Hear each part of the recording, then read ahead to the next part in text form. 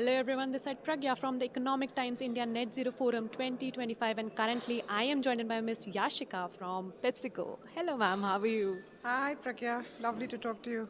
So when we talk about net zero, what are your company doing in the sector to to reduce decarbonization or to do some bit of in the industry? Yeah. Well, PepsiCo has targets, and we are committed to in net zero by 2050. And the way we are looking at it, we look at it across our entire value chain. We have a pretty complicated value chain that goes all the way from agriculture down to retail. So when we are looking at strategies and tactics to deal with reduction in emissions, especially on scope 3, we are looking at this entire value chain starting from agriculture. So where we're looking at doing regenerative agricultural practices which reduces GHG emissions. Then we are looking at our supply chain, where we're looking at decarbonization of manufacturing and of our fleets, which requires alternate fuels, it requires electrification, and that's something that we are working with. And we rely on our partners, in a big way. We rely on our partners and the ecosystem.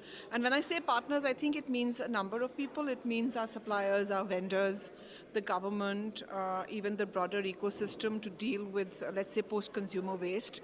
But I think that's the only way for us to sort of deliver on the commitments that we've made. At PepsiCo, we talk about the partnership of progress. We call it Unnati Ki Sajedhari. And, it's more than just words. It's more than just a slogan. It's really how you sort of bring a whole ecosystem of partners together to solve problems that are bigger than just one company or one person. Okay, and moving forward, since government plays an important role, in bringing the policies and everything, what in your views, what policy in your views, is bringing the change in the industry? Well, I think, one of the things is that the government is extremely ambitious and it's extremely committed to meeting the net zero targets for India.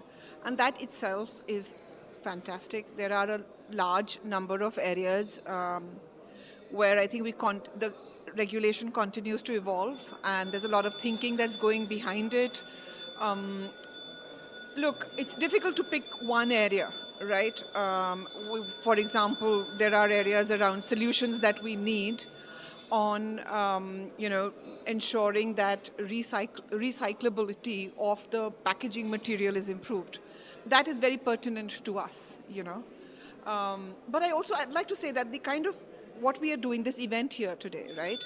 I heard a lot of people articulate a lot of areas of change that they are looking for.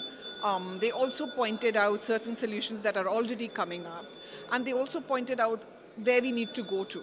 So I think something like this, and taking the learnings from this wonderful discussion we've had today at this forum, would actually be a really good input just from where regulations need to go.